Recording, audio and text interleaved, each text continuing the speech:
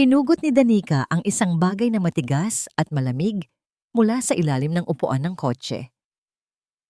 Isang cellphone. Hindi ito ang iPhone na laging hawak ng asawa niyang si Andres. Iba ito. Isang mumurahing unit, luma, pero puno ng baterya at umiilaw ang screen dahil sa isang bagong text message. Sa bawat pag-vibrate ng teleponong yon sa kanyang palad, para bang niyanig nito ang buong pundasyon ng 10 taon nilang pagsasama. Hindi siya kinabahan dahil hindi niya alam kung ano ito o kung kanino ito galing. Kinabahan siya dahil sa kaibuturan ng puso niya, sa sakit na gumagapang mula sa kanyang tiyan paakyat sa kanyang lalamunan. Alam na niya ang sagot. Nanginginig ang mga kamay ni Danica habang pinipindot ang button para mabasa ang mensahe. Walang password, walang security lock. Tila kampante ang may-ari na walang sino man ang magkakamaling sumilip dito. Can't wait for tonight, babe. Wear that blue suit I like. Love, Ayusha. Ayusha. Ang pangalan ay parang asido na tumutunaw sa dila ni Danica habang binabasa niya ito ng paulit-ulit. Ayusha. Ang bagong intern sa kumpanya ni Andres. Ang babaeng bata, masayahin, at laging nakangiti kapag bumibisita si Danica sa opisina para maghatid ng tanghalian. Ang babaeng tinuring niyang parang nakababatang kapatid. Napaupo si Danica sa driver's seat ng SUV ni Andres. Ang amoy ng leather at ang paboritong air freshener ng asawa niya, na dati amoy ng tahanan at seguridad, ngayon ay nakakasulasok na. Binuksan niya ang gallery ng telepono. Isa-isang tumambad sa kanya ang katotohanan. Larawan ni Andres na natutulog ng mahimbing, kuha mula sa angle ng katabing unan. Larawan nilang dalawa na nagtatawanan sa isang beach resort noong mga panahong sinabi ni Andres na nasa business trip siya sa Cebu. At isang video, pinindot ni Danica ang play. Ang tawa ni Andres. Iyon ang tawang matagal na niyang hindi naririnig sa loob ng kanilang bahay. Isang tawa na malaya, puno ng buhay at walang halong pagod. Iyon ang tawang ibinigay niya kay Ayusha. Ang tawang ipinagkait niya kay Danica sa loob ng mahabang panahon. Pinatay ni Danica ang video. Naramdaman niya ang pagtulo ng luha sa kanyang pisngi. Mainit. Masakit. Pero hindi siya humagulgol. Sa halip, isang kakaibang katahimikan ang bumalot sa kanya. Ang tibok ng puso niya, na kanina ay parang tambol sa bilis, ay biglang bumagal. Naging malamig, naging kalmado. Pinunasan niya ang kanyang mukha gamit ang likod ng kanyang palad. Huminga siya ng malalim. 1, 2, 3. Ibinalik niya ang telepono sa ilalim ng upuan. Siniguro niyang nasa eksaktong pwesto ito kung saan niya ito nakuha. Ni 1 milimetro ay hindi dapat mabago. Walang dapat makaalam. Hindi pa ngayon. Pumasok siya sa loob ng bahay. Ang kusina ay amoy rosemary at garlic butter. Niluluto niya ang paboritong steak ni Andres para sa kanilang ika-10 anibersaryo. Kinuha niya ang kanyang apron at isinuot ito ng dahan-dahan. Hinigpitan niya ang pagkakatali sa kanyang bewang. Parang isang sundalo na nagsusuot ng armor bago sumabak sa gera. Narinig niya ang tunog ng pagbukas ng pinto sa may garahe. Ang pamilyar na yabag ng mga paa. "Hon? I'm home!" Masiglang bati ni Andres. Ang boses na yon. Dati, musika ito sa pandinig ni Danica. Ngayon, para na itong tunog ng pagkaskas ng kuko sa pisara. Lumabas si Andres sa kusina. Suot ang kanyang mamahaling suit. Bit-bit ang isang bouquet ng mga pulang rosas. Ang perpektong asawa. Ang perpektong imahe ng tagumpay. Lumapit siya kay Danica at hinalikan ito sa pisngi. "Happy anniversary, mahal," bulong ni Andres. "Sorry na late ako ng konti. May tinapos lang akong report." Tinanggap ni Danica ang mga bulaklak. Naamoy niya ang pamilyar na cologne ni Andres, pero sa ilalim nito, parang naaamoy niya ang pabango ng ibang babae. Ang pabango ni Ayusha, ngumiti si Danica. Isang ngiting hindi umabot sa kanyang mga mata. Okay lang, mahal. Ang importante, nandito ka na, sagot niya. Ang boses niya ay malambing, pero sa loob-loob niya, sumisigaw ang kanyang kaluluwa. Naupo sila sa hapagkainan. Sinindihan ni Andres ang kandila sa gitna ng mesa. Ang liwanag ng apoy ay sumasayaw sa kanyang mukha. Itinatago ang kalahati sa dilim. Bagay na bagay sa kanya. Isang taong may dalawang mukha. Habang nagkukwento si Andres tungkol sa kanyang araw, puro kasinungalingan, puro imbento. Tahimik lang na nakikinig si Danica. Kinuha ni Danica ang steak knife. Ang talim ng pilak ay kumikinang sa ilalim ng ilaw ng chandelier. Mabigat ito sa kanyang kamay. Matigas, matibay. Alam mo, Hon, sabi ni Andres habang sumusubo ng mashed potato. Feeling ko talaga ako na ang mapipiling susunod na CEO. Nasa akin ang tiwala ng board. Hindi sumagot si Danica. Mahigpit ang hawak niya sa kutsilyo. Tinitigan niya ang leeg ni Andres. Nakita niya ang ugat na pumipintig doon habang nagsasalita ito at tumatawa sa sarili niyang biro. Napakadali lang sana. Isang mabilis na hiwa. Isang segundo lang at matatapos na ang lahat ng sakit. Mawawala na ang ngiting iyon na puno ng panloloko. Itinaas ni Danica ang kutsilyo. Natigilan si Andres. Napatingin siya sa asawa. Nagtaka sa bigat ng tingin nito. Hon? Okay ka lang? Dahan-dahang ibinaba ni Danica ang kutsilyo at hiniwa ang karne sa kanyang plato. Rinig na rinig ang pagkiskis ng talim sa porselanang pinggan. Masakit sa tainga. Wala. Malamig na sagot ni Danica habang tinititigan ang hiwa ng karne na naglalabas ng pulang katas. Naisip ko lang, ang kamatayan ay masyadong madali para sa mga taong may atraso. Kumunot ang noo ni Andres medyo naguluhan. Ha? Anong pinagsasabi mo? Tumingin si Danica nang diretso sa mga mata ng kanyang asawa. Ngumiti siya, pero nanlilisik ang kanyang mga mata. Sabi ko, ang sarap ng luto ko ngayon. Kain na tayo. Hindi alam ni Andres, pero sa gabing iyon, namatay na ang babaeng pinakasalan niya. At ang pumalit sa kanya ay isang babaeng handang sunugin ang mundo. Makamit lang ang katarungan. Nakabukas ang shower ng todo. Ang ingay ng tubig na humahampas sa tiles ng banyo ang tanging naririnig sa buong kwarto. Pero hindi nito natabunan ang hagulgol ni Danica. Nakaupo siya sa sahig ng shower, yakap ang kanyang mga tuhod. Hinayaan niyang humalo ang mainit na tubig sa kanyang mga luha. Ito na. Ito na ang huling pagkakataon na iiyakan niya ang gagong yon. Ito na ang huling beses na mararamdaman niyang siya ang talunan. Bawat patak ng luha ay parang paghuhugas ng kanyang kahinaan. Naalala niya ang lahat. Ang mga gabing naghintay siya, ang mga pangarap na binuo nila, ang tiwalang ibinigay niya ng buong buo. Lahat ng iyon, tinapon lang ni Andres para sa isang babaeng kaya niyang bayaran ng mga mumurahing regalo. Tumayo si Danica. Pinatay niya ang gripo. Humarap siya sa salamin na puno ng hamog. Pinunasan niya ito ng kanyang palad hanggang sa makita niya ang kanyang refleksyon. Pula ang kanyang mga mata, pero wala ng luha. Ang nakatitig pabalik sa kanya ay hindi na ang asawang nagmamakaawa ng pagmamahal. Isa na itong estranghero. Malamig, determinado. Nagbihis siya ng simpleng damit. Nagsuot ng dark glasses para takpan ang pamumugto ng mata. Sa isang liblib na coffee shop sa kabilang ibayo ng lungsod, nakipagkita siya kay Mr. Cortez, isang pribadong investigador na nirekomenda ng isang kaibigan noon. Tahimik ang lugar, perpekto para sa mga usapang hindi dapat marinig ng iba. Inilapag ni Danica ang isang makapal na brown envelope sa ibabaw ng mesa. Kinuha ito ni Mr. Cortez at sinilip ang laman. Tumango siya. Sapat na to para sa isang buwang surveillance, ma'am, sabi ng lalaki sa mababang boses. Gusto niyo ba ng mga litrato ng pagtatagpo nila? Proof of infidelity para sa annulment? Umiling si Danica habang humihigop ng kape. Mapait. Walang asukal.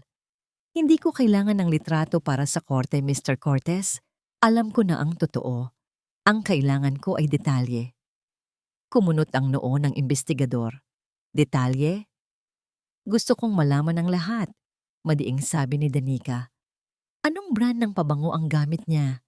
Saan sila kumakain? Anong oras sila nagkikita? Anong kulay ng lipstick ang paborito niya? Anong mga regalo ang binibili ng asawa ko para sa kanya? Tinitigan siya ni Mr. Cortez. Tila sinusubukang basahin ang nasa isip niya. Pero blanko ang mukha ni Danica. Gusto kong maging anino nila ako. Dagdag ni Danica. Kailangan kong malaman ang bawat galaw nila bago pa nila ito gawin. Pag-uwi niya sa bahay, naabutan niya si Andres sa sala. Abala ito sa pagbabasa ng mga dokumento. Mukhang stress na stress. Dati, lalapit sana si Danica para masahihin ang balikat nito at mag-alok ng juice. Dati, magtatanong siya kung kumusta ang trabaho. Pero ngayon, dumaan lang siya sa gilid, tahimik na parang hangin. Hon? Tawag ni Andres nang mapansin siya. Kanina ka pa wala. Saan ka galing? Huminto si Danica. Hindi siya lumingon agad. Pinalambot niya ang ekspresyon ng kanyang mukha bago humarap. Isinuot niya ang maskara ng isang masunuring asawa. Namili lang ng grocery. Sagot niya, sabay taas ng mga eco bag na puno ng pagkain. Nalibang ako sa pagtingin ng mga gamit sa bahay. Tumayo si Andres at lumapit sa kanya. Hinalikan siya nito sa noo. Sorry kung busy ako ha. Alam mo naman, malapit na ang announcement para sa CEO position. Hindi ako pwedeng magkamali. Kailangan perfect ang image ko sa board members. Perfect image. Muntik nang matawa si Danica. Oo naman, Hon. Malumanay na sabi ni Danica habang inaayos ang kwelyo ng polo shirt ni Andres. Alam kong gagawin mo ang lahat para makuha ang gusto mo, kahit ano pa ang isakripisyo mo. Hindi nakuha ni Andres ang talim sa mga salitang iyon. Ngumiti lang siya, puno ng kumpiyansa sa sarili. Para sa atin din naman ito, Danica. Para sa future natin. Tumango si Danica at dumiretso sa kusina. Habang nag-aayos siya ng mga pinamili, tumunog ang kanyang cellphone. Isang notification mula kay Mr. Cortez. Mabilis ang trabaho nito. Binuksan niya ang message. Isang litrato. Kuha ito kaninang hapon lang. Nakaupo si Ayusha sa isang restaurant. Nakangiti habang hinahawakan ang isang kwintas na suot niya. Isang gold pendant na hugis puso. May maliit na diamante sa gitna. Caption ni Mr. Cortez. Bigay ni Target kaninang lunch break. Anniversary gift daw. Anniversary gift. Para sa kabit. Napang-isi si Danica. Hindi dahil sa selos, kundi dahil sa isang nakakatawang pagkakataon. Iniwan niya ang cellphone sa counter at pumanhik sa kwarto. Binuksan niya ang kanyang jewelry box sa ilalim ng cabinet. Hinanap niya ang pinakadulong drawer at doon, kumikinang sa ilalim ng ilaw, ay ang eksaktong kapareho ng kwintas na suot ni Ayusha. Binili ito ni Andres para sa kanya noong nakaraang Pasko. Ang walang hiyang lalaki. Wala man lang creativity. Bumibili ng wholesale para makamura at makatipid sa oras. Parehong babae, parehong regalo. Kinuha ni Danica ang kwintas. Ang lamig ng ginto sa kanyang balat ay nagbigay sa kanya ng kakaibang lakas. Isusuot niya ito bukas. Sisiguraduhin niyang makikita ito ni Andres at sa sandaling iyon, magsisimula na ang laro. Handa na ako, bulong niya sa sarili habang ikinakabit ang lock ng kwintas sa kanyang leeg. Maaga pa lang, gising na si Danica. Ang araw ay hindi pa sumisilip sa bintana, pero ang isip niya ay gising na. Nakaharap siya sa walk-in closet nilang mag-asawa. Sa kanyang kamay, hawak niya ang isang maliit na bote ng pabango. Sweet Nectar. Ito ang brand na nakalagay sa report ni Mr. Cortez. Ito ang amoy ni Ayusha. Matamis, masyadong matapang, at kumakapit sa lahat ng madikitan nito. Kinuha ni Danica ang navy blue suit na isusuot ni Andres ngayong araw. Ito ang power suit nito, ang ginagamit kapag may malaking meeting. Dahan-dahan, nag-spray si Danica sa laylayan ng coat. Sa may bandang likuran, at konti sa may kwelyo. Hindi sobrang dami para mahalata agad, pero sapat lang para maamoy kapag lumapit ka ng husto. Ibinalik niya ang suit sa hanger at itinago ang pabango sa ilalim ng kanyang mga damit panloob. Bumalik siya sa kama at nagkunwaring tulog. Ilang minuto lang ang lumipas, narinig niya ang alarm ni Andres. Bumangon ang asawa niya, nagunat, at dumiretso sa banyo. Kampante. Walang kamalay-malay na suot na niya ang ebidensya ng kanyang kasalanan. Nang matapos magbihis si Andres, lumapit si Danica para ayusin ang kurbata nito. Ito ang routine nila tuwing umaga. Ang mapagmahal na asawa na naghahatid sa asawa sa pintuan. Inakap ni Danica si Andres ng mahigpit. Idiniin niya ang kanyang ilong sa leeg ng asawa at huminga ng malalim. Natigilan siya at kumalas ng bahagya. Kunwari ay may naamoy na kakaiba. Ungol ni Danica. Nakakunot ang noo pero nakangiti pa rin.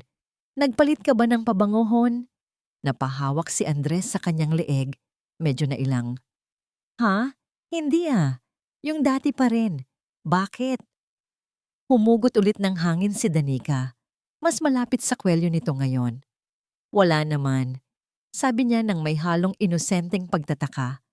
May naamoy lang ako. Parang amoy bulaklak na medyo luma. Alam mo yun, yung amoy ng mga babae sa mga mumurahing bar? Namutla si Andres. Nakita ni Danica ang paggalaw ng Adam's apple nito sa paglunok. Baka sa sabon lang ng laundry shop. Mabilis na sagot ni Andres. Halatang natataranta. Sige na hon, malilate na ako. Hinalikan niya ng mabilis si Danica at halos tumakbo palabas ng pinto. Naiwan si Danica sa may pintuan. Nawala ang inosenteng ngiti at napalitan ng isang malamig na ngisi. Good luck sa meeting, mahal, bulong niya. Pero hindi doon natatapos ang sorpresa niya. Pagkaalis ni Andres, dumiretso si Danica sa kanyang study table. Nakahanda na ang isang maliit na kahon. Isang itim na velvet box. Sa loob nito ay ang gintong kwintas na kapareho ng kay Ayusha. Ang regalo ni Andres na hindi naman talaga espesyal. Kumuha siya ng isang kapirasong papel. Sinadya niyang gumamit ng gunting para putulin ang mga letra mula sa lumang magazine, parang sa mga pelikula ng kidnapping, para walang handwriting na pwedeng matrace. Idinikit niya ang mga letra para mabuo ang mensahe. Alam kong dalawa ang binili mo. Isinara niya ang kahon at inilagay sa isang paper bag na walang tatak. Tinawagan niya ang isang courier service. Pick up sa bahay, deliver sa Montefalco Corp. Ibigay sa guard. Pakisabi, para kay Mr. Andres Montefalco. Walang sender. Pagkalipas ng 2 oras, nakaupo si Danica sa kanyang sala. Umiinom ng tea habang nakatingin sa kanyang iPad. Nakabukas ang isang app na konektado sa isang maliit na listening device, kasing liit ng butones, na maingat niyang isiniksik sa loob ng pocket ng coat ni Andres kanina habang nag-i-spray siya ng pabango. Rinig na rinig niya ang tunog ng opisina, ang pagbukas ng pinto, ang boses ng sekretarya. Sir, may package po para sa inyo. Iniwan lang sa guard, wala pong pangalan. Ilapag mo dyan. Boses ni Andres. Tila iritable pa rin ito. Marahil ay dahil sa comment ni Danica kaninang umaga. Narinig ni Danica ang tunog ng pag-alis ng sekretarya at ang pagsara ng pinto. Narinig niya ang kaluskos ng papel, ang pagbukas ng kahon, at pagkatapos, katahimikan. Isang mahaba at mabigat na katahimikan. Napapikit si Danica. Ninanamnam ang sandaling iyon. Nai-imagine niya ang mukha ni Andres, ang paglaki ng mata, ang pagtulo ng malamig na pawis, ang pagtibok ng puso nito na parang sasabog sa kaba. Biglang may kumalabog, parang may nabitawang mabigat na bagay sa mesa. Narinig niya ang mabilis na pagpindot sa telepono. Ang boses ni Andres, nanginginig, halos pabulong pero punong-puno ng takot. Sagutin mo! Sagutin mo, dammit! Ilang ring pa bago may sumagot sa kabilang linya. Hello, babe? Nasa work ako. Bakit? Boses ni Ayusha. May sinabihan ka ba? Sigaw ni Andres pabulong pero madiin. Tinanong ako ng asawa ko kanina tungkol sa amoy mo. At ngayon may nagpadala ng kwintas dito sa opisina. Yung kwintas na binigay ko sa'yo. Ano? Naguluhan si Ayusha. Suot ko ang kwintas ko, Andres. Nasa leeg ko. Anong pinagsasabi mo? May nagpadala ng kapareho. May note. Alam daw niyang dalawa ang binili ko.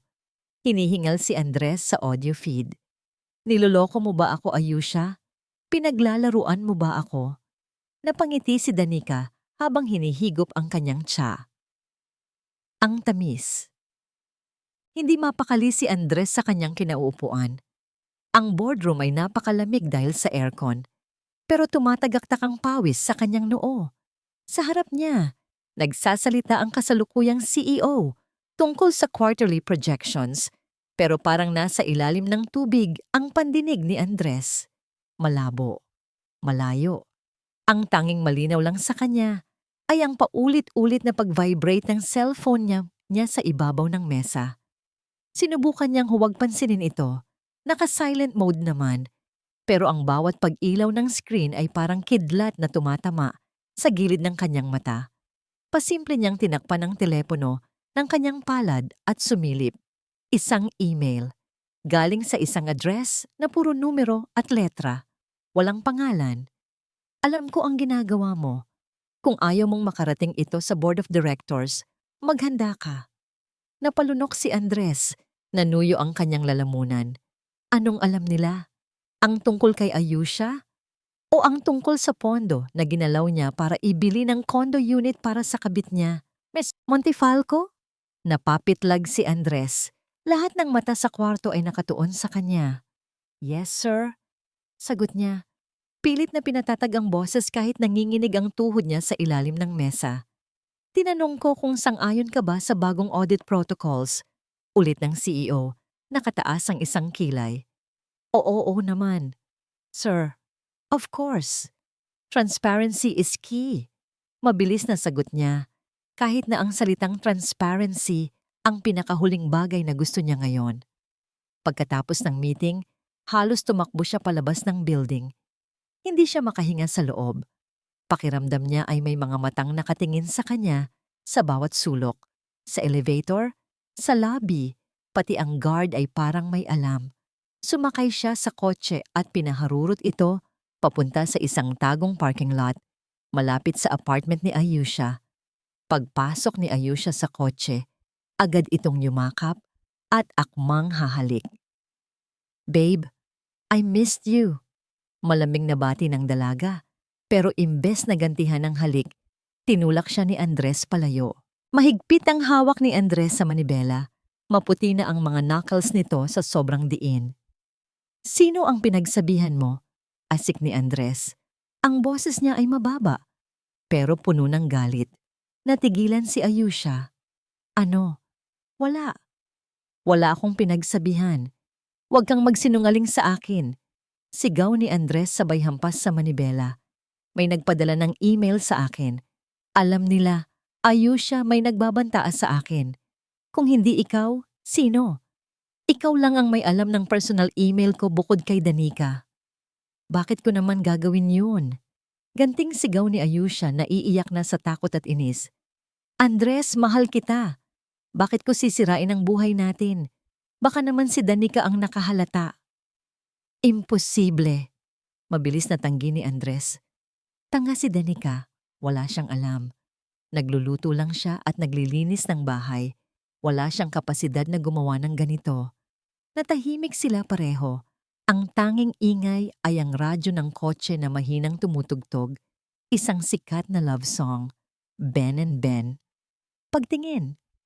Ibang klase ang tama ko sa'yo. Yung kanta sa radyo. Napahawak si Andres sa kanyang sentido. Sumasakit ang ulo niya. Ang kanta na dating nagpapakilig sa kanila ni Ayusha, ngayon ay parang nanunuya. Umalis ka na, utos ni Andres nang hindi tumitingin sa dalaga. Huwag muna tayong magkita, delikado. Padabog na bumaba si Ayusha at ibinalibag ang pinto ng kotse. Pag-uwi ni Andres, Mabigat ang kanyang mga hakbang. Pagod na pagod ang kanyang utak kakaisip kung sino ang kalaban, kung sino ang anino na nagpapadala ng mga mensahe. Pagbukas niya ng pinto, naabutan niya si Danica sa sala. Nakapambahay lang ito, mukhang presko at payapa.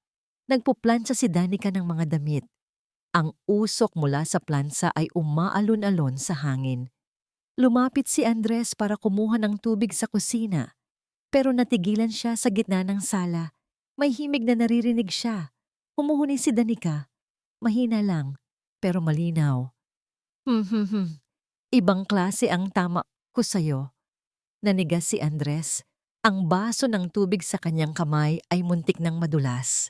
Iyon ang kanta. Ang eksaktong kanta na tumutugtog sa kotse kanina habang nag-aaway sila ni Ayusha. Ang kanta na narinig niya, 5 oras pa lang ang nakakalipas sa isang tagong parking lot. Dahan-dahang lumingon si Andres kay Danica. Patuloy lang ang asawa niya sa pagplansa, pabalik-balik ang mainit na bakal sa isang puting polo shirt. Ang polo shirt na suot ni Andres noong nakaraang linggo nang mag-date sila ni Ayusha. Danica, tawag ni Andres. Tuyot ang boses niya. Huminto si Danica sa paghuni at lumingon, nakangiti. Oh, nandyan ka na pala, Hon. Gutom ka ba? Yung kanta, sabi ni Andres, nakaturo sa kawalan. Bakit? Bakit yan ang kinakanta mo? Kumunot ang noo ni Danica, parang nagtataka sa tanong. Ang alin? Yung kanta ba? Tumawa siya ng mahina. Wala lang. Kanina pa kasi, yan nagpe-play sa isip ko. Parang LSS, Last Song Syndrome. Siguro narinig ko sa radyo habang naglilinis kanina. Sa radyo? Ulit ni Andres. Sigurado ka? Oo naman, sagot ni Danica sabay balik sa pagpaplansa. Bakit parang pawis na pawis ka? May problema ba? Tinitigan siya ni Andres. Hinahanap niya ang kahit anong senyales ng panloloko sa mukha ng asawa, pero wala. Puro inosenteng pag-aalala lang ang nakikita niya. Pero sigurado siya, hindi nagbubukas ng radyo si Danica kapag hapon. Gusto nito ng katahimikan habang nagbabasa ng libro. Posible bang nagkataon lang? O posible bang nababaliw na siya? Napahawak si Andres sa dibdib niya. Ang puso niya ay tumitibok ng mabilis, parang hinahabol siya ng sarili niyang anino. Wala, bulong ni Andres, pero ang mga mata niya ay nananatiling nakadikit sa likod ng asawa. Pagod lang ako. Sa likod ni Danica, habang hindi nakatingin si Andres, isang maliit na ngisi ang gumuhit sa kanyang mga labi habang pinapadaan niya ang mainit na plansa sa kwelyo ng damit. Tahimik ang gabi sa loob ng master bedroom. Nakaupo si Danica sa kanyang vanity mirror, dahan-dahang nagsusuklay ng buhok. Sa harap niya nakapatong ang isang iPad at ang mumurahing cellphone na binili niya sa bangketa. Sa iPad, nakabukas ang tracking app ng delivery service. Status, delivered. Napangiti si Danica. Kinuha niya ang mumurahing cellphone. Mabilis na nag-type ang kanyang mga daliri. Hindi ito ang mga salitang gagamitin ng isang mapagmahal na partner. Ito ang mga salita ng isang taong uhaw sa kontrol. Message sent to Ayusha. Nakita kong nakuha mo na ang bulaklak.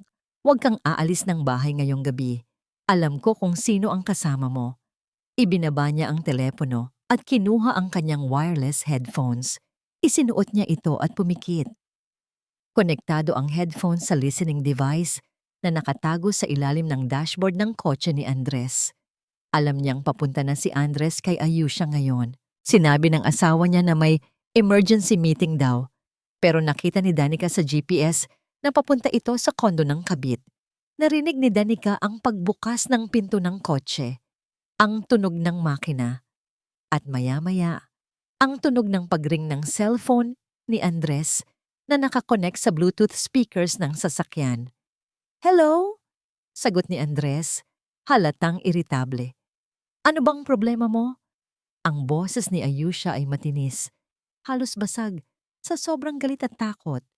Rinig na rinig ito ni Danica. Malinaw na parang nasa tabi lang niya. Ayusha, bakit ka sumisigaw?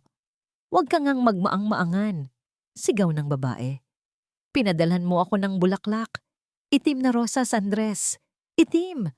At anong klaseng note ito? Akin ka lang hanggang kamatayan? Are you sick? Kumunot ang noo ni Andres sa kabilang linya. Ano? Wala akong pinapadalang bulaklak at lalong hindi ako magpapadala ng itim na rosas. Pwede ba? Ikaw lang ang tumatawag sa akin ng akin. Ikaw lang ang may alam ng address na ito. Humahagulgol na si Ayusha. At yung mga text mo, bawat oras nagte-text ka. Tinatanong mo kung nasaan ako, kung sino kasama ko. Pati pag-o-online ko binabantayan mo. Nasasakal na ako, Andres. Nakakatakot ka na. Napamulat si Danica. Tumingin siya sa kanyang refleksyon sa salamin. Kalmado ang kanyang muka, pero sa loob, nagdiriwang siya. Ayusha, makinig ka. Pilit na pagpapaliwanag ni Andres, pero halatang natataranta na rin ito. Hindi ako yon.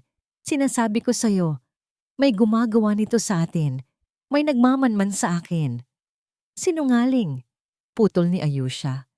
Ikaw lang ang obsessed sa image mo. Ikaw lang ang may kayang gawin to para kontrolin ako. Kung gusto mo akong hiwalayan, sabihin mo lang. Hindi yung tinatakot mo ako ng ganito. Papunta na ako dyan. Mag-usap tayo. Madiin na sabi ni Andres. Huwag! Sigaw ni Ayusha. Huwag kang pupunta dito. Takot na takot ako sa'yo ngayon. Naputol ang tawag. Narinig ni Danica ang malakas na paghampas ni Andres sa manibela. Damn it! Sino ba to? Sigaw ng asawa niya sa loob ng kotse. Tinanggal ni Danica ang headphones. Tumayo siya at naglakad papunta sa bintana. Tanaw niya ang city lights mula sa malayo. Ang ganda ng gabi. Payapa. Pero hindi pa tapos ang palabas. Kinuha niya ulit ang burner phone. Isang huling tulak pa. Kailangan niyang siguraduhin na ang takot ni Ayusha ay magiging galit. Isang galit na magtutulak dito para gawin ang hindi inaasahan ni Andres. Nag-type ulit siya. Message sent to Ayusha. Kahit i-block mo ako, mapapanood pa rin kita. Huwag mo akong susubukan, Ayusha. Hawak ko ang buhay mo. Ilang segundo lang ang lumipas, umilaw ang iPad ni Danica. Dahil nakasync ang personal iCloud ni Andres sa iPad na hawak ni Danica, isang bagay na hindi alam ni Andres dahil tech illiterate ito. Nakita niya ang pop-up notification ng message ni Ayusha papunta sa tunay na number ni Andres. Binasa ni Danica ang mensahe ni Ayusha, from Ayusha to Andres. Tama na, sobra na to. Kung hindi ka titigil sa panggugulo sa akin, pupunta ako sa asawa mo. Sasabihin ko kay Danica ang lahat. Lahat-lahat. Napangiti si Danica ng pagkatamis-tamis. Hihintayin kita, Ayusha. Bulong niya sa hangin. Hihintayin kita. Pinatay niya ang ilaw ng kwarto at nahiga sa malambot na kama. Sa unang pagkakataon, sa loob ng mahabang panahon, mahimbing ang magiging tulog niya. Nakabitin sa ere ang tensyon sa loob ng kwarto habang naghahanda si Andres para sa grand gala ng kumpanya. Nanginginig ang kanyang mga kamay habang sinusubukan niyang ibuhol ang kanyang kurbata. Ilang beses na siyang nagkakamali. Ang kanyang mga mata ay malalim at may itim na bilog sa ilalim. Halatang ilang gabi na siyang hindi pinapatulog ng kanyang konsensya at ng takot. Lumapit si Danica sa kanya. Ang suot niyang gown ay kulay hating gabi, madilim, pero kumikinang kapag tinatamaan ng ilaw. Eleganteng-elegante. Ako na, hon. Malambing na sabi ni Danica. Hinawi niya ang mga kamay ni Andres at siya na ang nag-ayos ng kurbata. Habang hinihigpitan niya ang buhol sa leeg ng asawa, naramdaman niya ang bilis ng pulso nito. You look stressed, puna ni Danica. Di ba dapat masaya ka? Eto na yon, ang gabi na hinihintay mo. Kinakabahan lang ako sa presentation. Pagsisinungaling ni Andres, hindi siya makatingin ng diretso sa mata ni Danica. Ngumiti si Danica.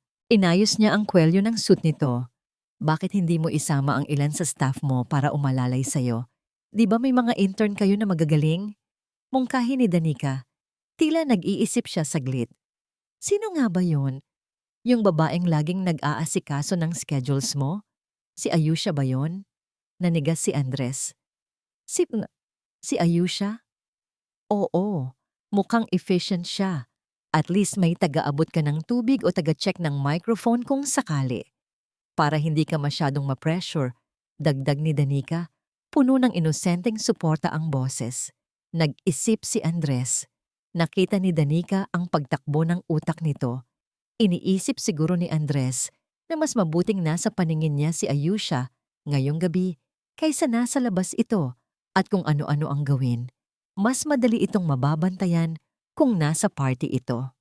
Sige, sabi ni Andres, medyo napapaos. Sige, sasabihan ko siya na pumunta para tumulong. Tinago ni Danica ang kanyang nangisi. Good idea, Hon. Habang pumasok si Andres sa banyo para mag-ayos ng buhok, mabilis na kumilos si Danica. Kinuha niya ang burner phone, ang teleponong ginagamit niya para takutin si Ayusha. Nag-type siya ng isang mensahe, ginagaya ang tono ng isang lalaking desperado nang makipag-ayos. To Ayusha, pumunta ka sa gala ngayong gabi. Isuot mo ang pinakamaganda mong damit. Ay a-announce ko sa lahat ang tungkol sa atin. Iiwan ko na siya. Tapusin na natin ang pagtatago. Mahal na mahal kita. Sent. Pagkatapos, kinuha ni Danica ang isa pang telepono mula sa kanyang clutch bag. Ito ang lumang phone na nakuha niya sa ilalim ng upuan ng kotse noong unang gabi. Ang teleponong puno ng ebidensya. Naka-charge ito ng full, naka-on ang Bluetooth, at nakaset ang isang audio file sa playlist na handa ng i-play. Dahan-dahan, isinilid ni Danica ang teleponong yon sa loob ng bulsa ng coat ni Andres na nakasabit sa upuan. Malalim ang bulsa, hindi ito mapapansin agad. Lumabas si Andres sa banyo. Mukhang mas presentable na, kahit pabakas pa rin ang kaba sa mukha. Isinuot niya ang coat. Kinapa niya ang bulsa, pero dahil sa kapal ng tela ng suit at sa dami ng iniisip niya, inakala niyang wallet o sarili niyang phone lang ang nakabukol doon. Tara na, yaya ni Andres. Tumango si Danica at kumapit sa braso ng asawa. Sa loob ng sasakyan, tahimik lang sila. Nakatingin si Danica sa labas ng bintana. Pinapanood ang mga ilaw ng lungsod na dumadaan. Bawat poste ng ilaw na nadadaanan nila ay parang countdown. Tumunog ang phone ni Danica. Notification mula sa tracking app. Si Ayusha ay gumagalaw na. Papunta na ito sa venue. Kumagat na ang isda sa pane. Tumingin si Danica kay Andres. Nakapikit ito. Hinihilot ang sentido. Kawawang Andres. Akala niya ay kontrolado niya ang sitwasyon. Akala niya ay siya ang hari ng gabing ito. Huminto ang sasakyan sa harap ng Grand Hotel kung saan gaganapin ang event. Bumaba ang driver para pagbuksan sila ng pinto. Ang red carpet ay naghihintay. Ang mga kamera ay nagkikislapan. Bago sila bumaba, hinawakan ni Danica ang kamay ni Andres. Malamig ang kamay nito, pasmado. Ang kamay naman ni Danica ay mainit, puno ng buhay. Hon! Bulong ni Danica. Inilapit ang bibig sa tenga ng asawa. Napatingin si Andres sa kanya. Bakit? Ngumiti si Danica. Isang ngiting aabuti ng ilang taon bago makalimutan ni Andres. Galingan mo mamaya, sabi niya ng marahan. Sisiguraduhin kong hinding-hindi ka makakalimutan ng mga tao pagkatapos ng gabing ito. Hindi na hinintay ni Danica ang sagot niya. Bumaba siya ng kotse ng may taas noong kumpiyansa. Hila-hila ang asawang papunta sa sarili nitong bitayan. Parang nasa loob ng isang aquarium si Andres. Muffled ang mga boses sa paligid. Masakit sa mata ang kislap ng mga chandelier. Bawat pagbati ng mga kasosyo sa negosyo ay tinutugon niya ng pilit ng ngiti. At kamay na medyo pasmado. Nasa stage na ang chairman ng kumpanya, si Mr. Cheng. Nagsisimula ng magsalita tungkol sa bagong yugto ng Montefalco Corp. Ito na yun. Ito na ang moment na hinihintay ni Andres buong buhay niya.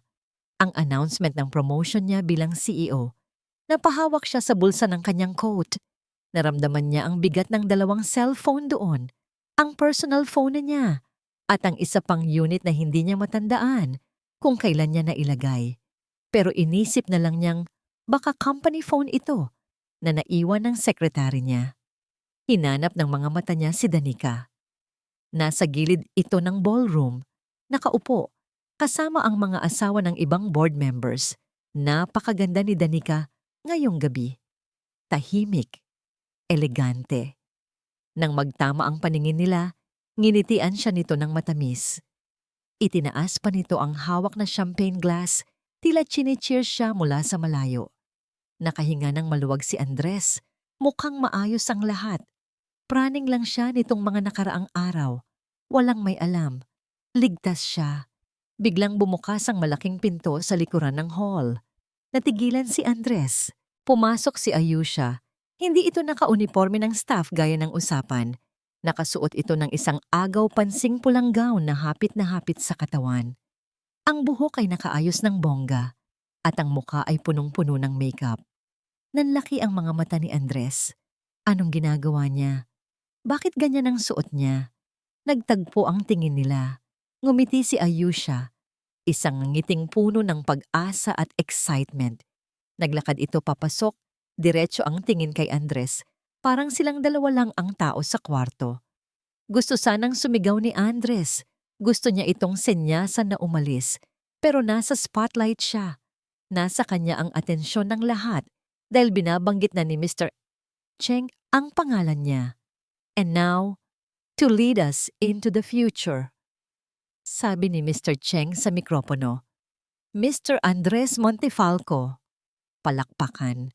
Umandar ang spotlight at tumutok kay Andres. Wala siyang choice. Kailangan niyang umakyat sa stage. Pero habang naglalakad siya, nakita niya sa gilid ng kanyang mata na papalapit din si Ayusha sa stage. Tila hinihintay ang kanyang signal. Umakyat si Andres sa podium. Kinamayan siya ni Mr. Cheng. Humarap siya sa daan-daang bisita. Ang daming tao. Ang daming kamera. Magandang gabi sa inyong lahat, panimula ni Andres. Ang boses niya ay nanginginig ng bahagya sa sound system. Isang karangalan ang tumayo dito. Biglang may tumunog. Isang matinis na tuot-tuot galing sa speakers. Tunog ng isang device na kumonekta sa Bluetooth. Nagtaka ang mga tao. Tumingin si Andres sa sound booth sa likod. Nakita niya ang tech guy na kumakamot sa ulo. Parang nagtataka rin. At biglang nagsalita ang speakers.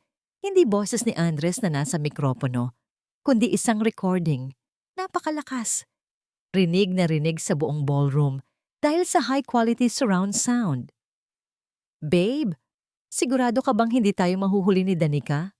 Boses ni Ayusha, malandi, humahagik-gik. Nanigas si Andres sa kinatatayuan niya. Ang dugo niya ay parang nagyelo sa kanyang mga ugat. Sumagot ang boses ng lalaki sa recording. Boses niya, boses ni Andres.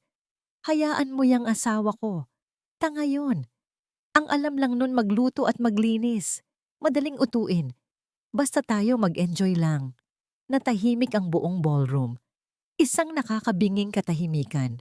Napahawak si Andres sa bulsa ng kanyang coat. Ang cellphone. Ang cellphone na hindi kanya. Umiinit ito sa loob ng bulsa niya. Doon nanggagaling ang signal. Sinubukan niyang dukutin ito para patayin, pero nagpatuloy ang recording. Mas lumala pa. Paano yung promotion mo? Tanong ni Ayusha sa recording. Sus, yang si Mr. Cheng, ulyanin na yan. Pag nakuha ko na ang pwesto, ako na ang hari.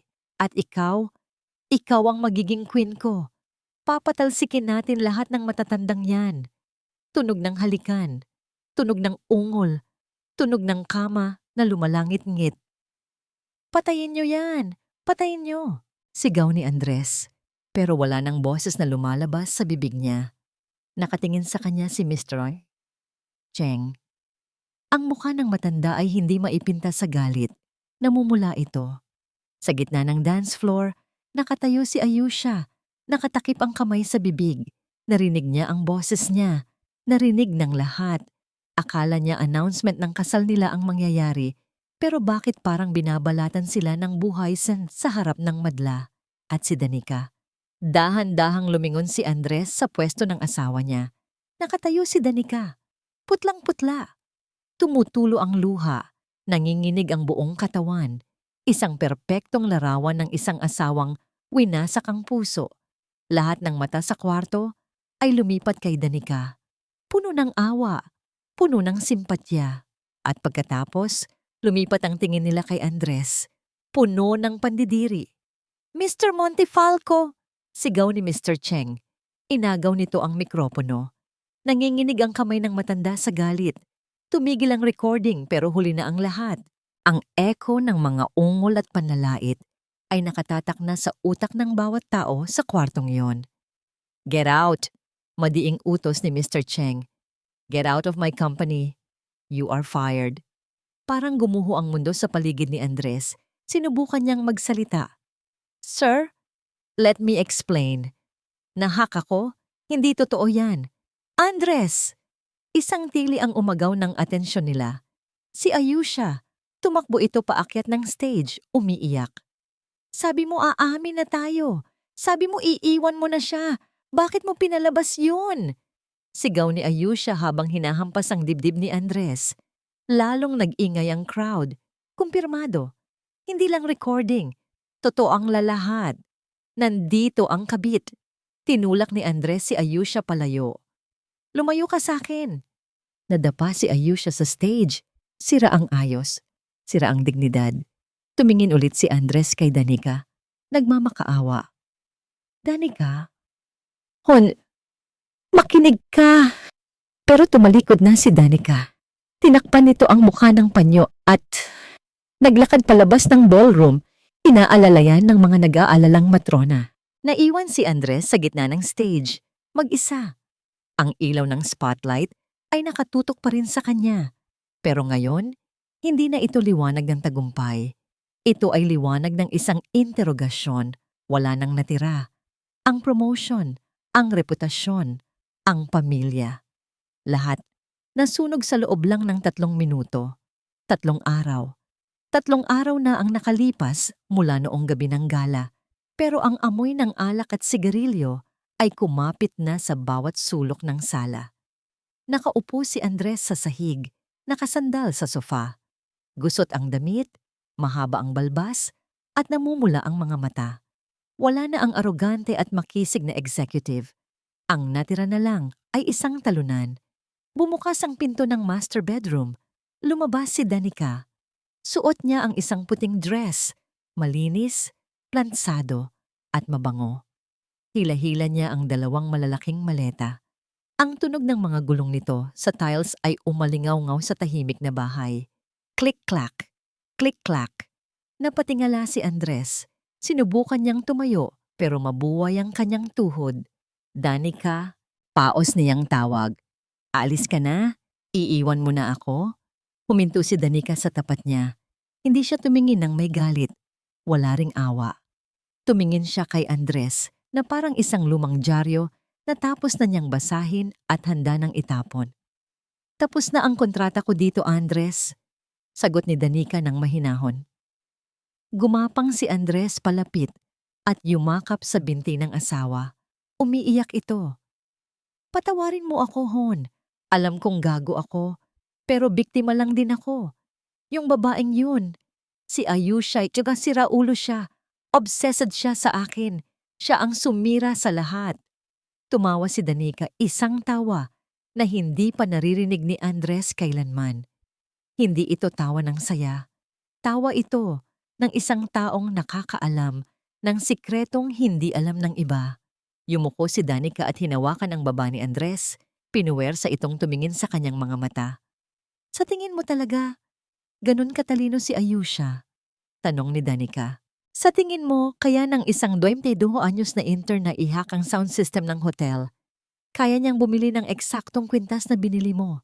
Kaya niyang malaman ang bawat galaw mo? Natigilan si Andres. Tumigil ang pag-iyak niya. Ang pagkalito ay unti-unting napalitan ng takot. Anong, anong ibig mong sabihin? Binitawan ni Danica ang mukha niya at tumayo ng tuwid. Kinuha niya ang kanyang cellphone mula sa bag at inihagis ito sa sofa sa tabi ni Andres. Bukas ang screen. Nasa message thread ito. Binasa ni Andres ang huling text message. Pumunta ka sa gala ngayong gabi. Ay a-announce ko sa lahat ang tungkol sa atin. Nanlaki ang mata ni Andres. Tumingin siya kay Danica. Ikaw? Bulong ni Andres. Ikaw ang nag-text kay Ayusha? Ako rin ang nagpadala ng mga itim na rosas. Pag-amin ni Danica, ang boses ay kalmado pa rin. Ako ang nagpadala ng email sa opisina mo.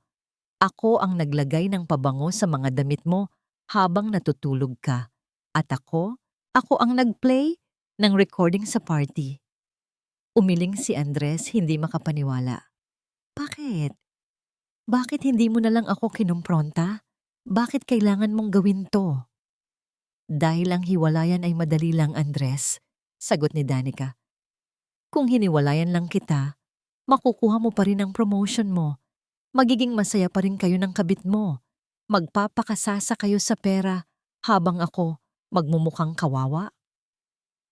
Naglakad si Danica papunta sa pinto. Gusto kong maramdaman mo ang mawalan ng lahat. Gusto kong sirain hindi lang ang pamilya natin, kundi pati ang pangalan mo, ang ego mo, at ang kinabukasan mo. Napakademonyo mo, nanginginig na sumbat ni Andres. Ngumiti si Danica. Natuto lang ako sa'yo, mahal. Kinuha ni Danica ang isang brown envelope sa ibabaw ng maleta at inilapag sa center table. Pinirmahan ko na ang annulment papers. At nga pala, naaalala mo ba yung mga dokumentong pinirmahan mo nung nakaraang linggo? Yung sabi mo wala kang oras basahin dahil busy ka sa pakikipag-away kay Ayusha? Napalunok si Andres. Naalala niya iyon. Isang tumpok ng papeles na inabot ni Danica habang nag-aalmusal siya. Deed of donation. Transfer of rights. Wala na sa pangalan mo. Ang bahay na to, Andres, sabi ni Danica. Pati ang savings natin, na ilipat ko na sa account ko bilang settlement na kusang loob mong ibinigay. Napahawak si Andres sa dibdib niya. Pakiramdam niya ay aatakehin siya sa puso. Wala na. Simot. Ubos. May 24 hours ka para lumayas dito. Utos ni Danica. Pagbalik ko bukas, kasama ang mga abogado, ayoko nang makita kahit anino mo. Hinawakan ni Danica ang handle ng maleta. Binuksan niya ang pinto. Pumasok ang sariwang hangin at ang liwanag ng araw mula sa labas. Danica, parang awa mo na. Sigaw ni Andres. Sinubukan niyang habulin ang asawa pero nadapa siya sa sarili niyang paa. Saan ako pupunta? Wala akong pera. Wala akong trabaho. Huminto si Danica sandali. Hindi siya lumingon. Problema mo na yan, sagot niya. Lumabas siya at isinarado ang pinto. Narinig niya ang sigaw ni Andres mula sa loob. Isang sigaw ng taong nawasak. Pero para kay Danica, tunog lang yon ng kalayaan. Naglakad siya papunta sa naghihintay na taxi. Hindi na mabigat ang kanyang dibdib. Sa unang pagkakataon, ang hangin ay amoy pag-asa. 6 na buwan. Mabilis lumipas ang panahon kapag hindi ka na nagbibilang ng oras sa paghihintay sa taong hindi naman darating. Abala ang Cafe Solaya. Ang amoy ng bagong giling na kape at mainit na tinapay ay pumupuno sa hangin. Ito ang negosyong matagal nang pinangarap ni Danica, pero laging sinasabi ni Andres na sayang lang sa pera at mag-focus ka na lang sa bahay. Ngayon, siya na ang boss. Siya na ang pumipirma ng tseke. Ma'am Danica, tawag ng kanyang manager. Nasa labas na po ang supplier para sa bagong beans. Tumango si Danica at ngumiti. Sige, sabihin mo lalabas na ako. Inayos niya ang kanyang blazer, isang kulay cream na suit na bumabagay sa kanyang maaliwalas na mukha. Wala na ang mga eye bags, wala na ang lungkot sa mata. Ang babaeng nakikita niya sa salamin ay hindi na biktima, kundi isang survivor. Lumabas siya ng kafe para makalanghap ng sariwang hangin, Matapos makipag-usap sa supplier, maganda ang sikat ng araw sa syudad. Nagpasya siyang maglakad-lakad saglit sa parke sa tapat ng kanyang shop. Habang naghihintay siya sa traffic light para tumawid, napansin niya ang isang lalaki sa gilid. Nakatayo ito malapit sa isang poste, nagbabasa ng dyaryo sa seksyon ng job openings. Luma ang suot nitong polo, medyo maluwag at gusot. Ang sapatos nito ay pudpud na ang takong. Ang buhok ay mahaba at may mga puti na. Halatang matagal nang hindi nakakatikim ng salon. Napatingin ang lalaki sa gawin niya. Nagtagpo ang kanilang mga mata. Bumilis ang tibok ng puso ni Danica, hindi dahil sa kilig at hindi na rin dahil sa takot, kundi dahil sa gulat. Andres, halos hindi na niya makilala ang dating asawa. Ang lalaking dati ay hindi lalabas ng bahay ng walang mamahaling relo at designer perfume. Ngayon ay mukhang mas matanda pa sa tunay niyang edad. Payat, bagsak ang balikat, tila pasan ng buong mundo. Dahan-dahang ibinaba ni Andres ang dyaryo. Nanlaki ang mga mata nito. Bahagya itong humakbang palapit, tila hindi makapaniwala. Danica?